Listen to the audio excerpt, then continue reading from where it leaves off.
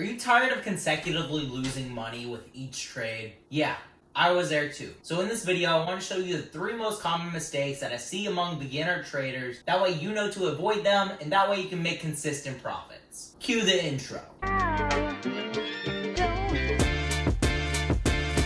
If you're new here, my name is Greg and I talk about the stock market. Sometimes that's specific companies, other time I talk about different trading strategies, and today we're going to be talking about the 3 most common mistakes that I see a lot of new traders make. So if you enjoy watching some random kid on the internet give his opinion about the stock market, make sure to subscribe if you haven't already. If you're anything like I was when I first started to trade, right now you're losing money left and right. I know how frustrating that can be, so I want to expose you to some of the most common mistakes that I see a lot of new traders make. I see these time and time again, and it's basically like throwing your money into a fire pit. With that said, first I want to talk about the origins, about how I got started in the stock market, and then we'll get into the 3 most common mistakes that most beginner traders make. I first discovered the stock market when I was 21 years old. Like most people, I wanted to make money and I wanted to make it fast. That way I could afford this nice GT3. So I did a little YouTube search on how to make money. Generic, I know, but that's what got me into the stock market. I stumbled across one of the most popular YouTubers in the stock market, and that's Ricky Gutierrez. Now, I'm sure many of you have already heard of him, but if you haven't, he's one of the most popular day traders here on our platform.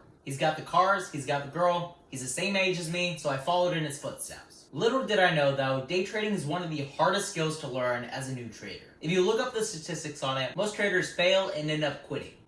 But I thought that I was special, so I copied Ricky's strategy, and this was my first mistake. I was blindly following how Ricky would trade, and I had no clear trading strategy other than following his every move.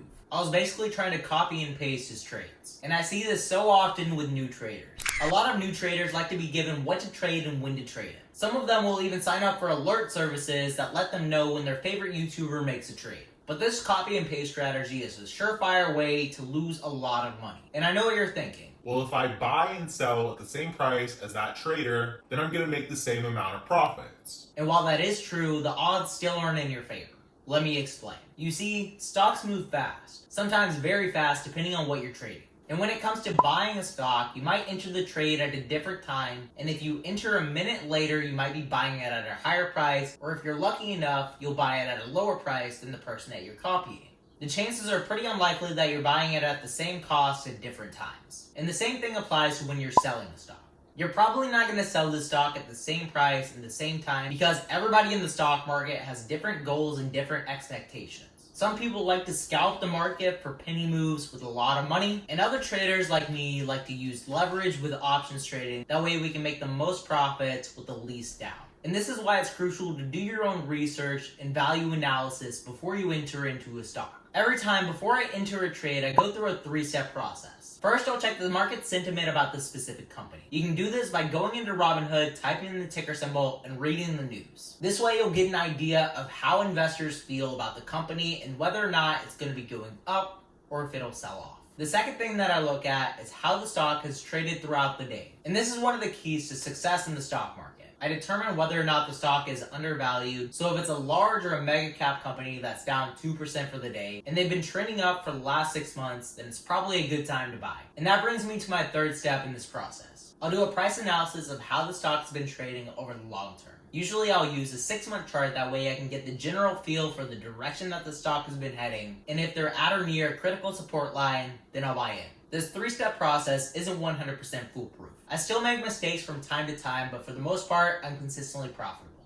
And this isn't to say that you shouldn't be exactly copying other traders. If somebody shouts out a stock, then do this 3-part analysis. That way you can determine whether or not to buy it. The second mistake that I see most beginners make is not smashing the like button. Now I'm just joshing you. A lot of traders fall into the trap of scalping their profits and then not knowing when to cut their losses. This was something that I struggled with until this year. When I first started, I would trade UGAs and DGAs just like Ricky, and I would be so happy when I made a 1% profit, and then I would lose all the gains that I had made over the week in a single trade. Managing your losses and knowing when to take your profits is going to be one of the hardest things to learn as a new trader. It's really hard to exit a trade when you know that the stock is going to be going up, and then it falls down further, and then you close the trade down 10%.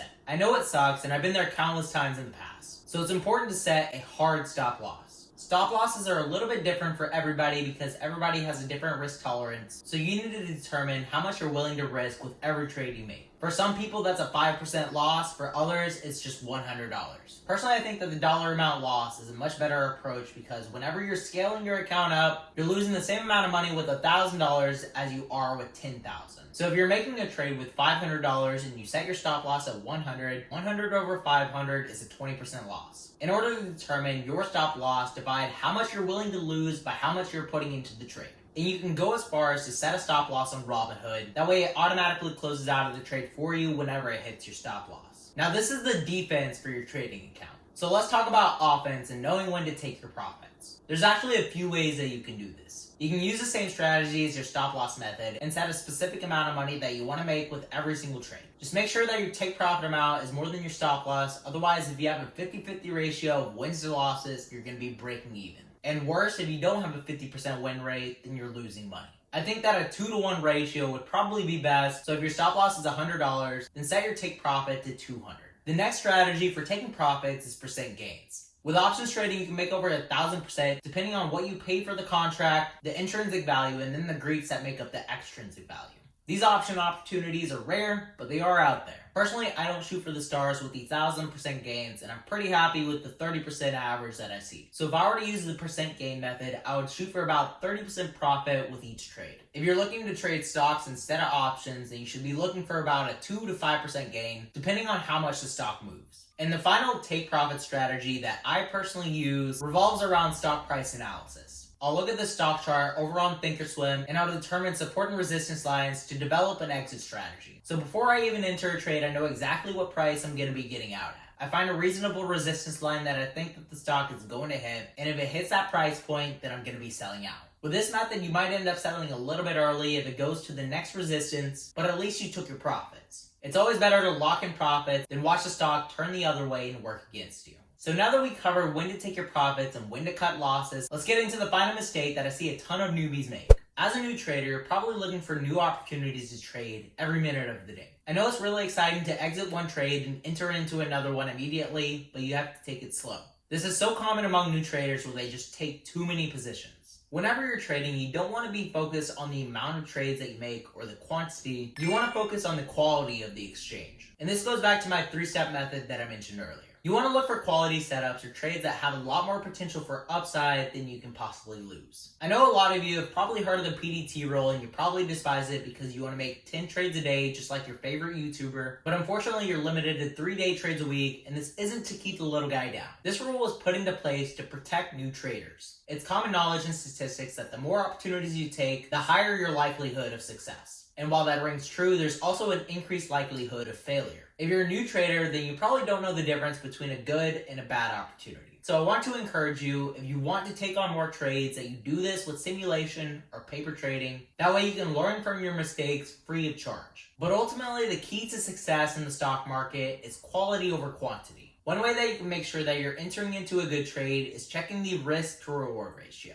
And the golden ratio is about 1 to 2. Some people aim for 1 to 4, and then others go for 1 to 10, but your likelihood of coming across these deals is pretty low. So let's just stick to the golden ratio of 1 to 2 as an example here. If I'm looking to trade a stock for $1 and sell it at a resistance line that's at 120, that's a 20% profit. So I want to make sure before I make this trade that my potential for loss is only 10%. Looking for these kind of opportunities definitely isn't the easiest thing to do whenever you first start trading, but once you get more skin in the game, then you can determine support and resistance lines, and you can really use these to your advantage. Being able to wait for a 10% profit in a single trade is a lot better than using up all 3 of your day trades for 1% scalps. Trust me, you're doing yourself a favor by not taking as many trades. I was making the same mistake only 6 months ago, and I wasn't all read up on the PDT rule, and I got banned from day trading altogether. But this was a great learning opportunity, and I want to pass it on to you. Stop trying to take as many trades as you can and focus on quality setups. That wraps up my 3rd most common mistake among newer traders. I've seen people make these mistakes time and time again. Personally, I fell for these mistakes as a new trader, so I hope that this video helps you to avoid these and become more consistently profitable. If you want to keep up with what investments I'm making every day, I post all of my trades over on my Discord. We have a growing community of almost 60 traders in there, so if you want to share your ideas on the stock market, it's going to be the first link down in the description. With that all said, guys, remember to stay positive, stay green. I'll catch you in the next one. Bye, guys.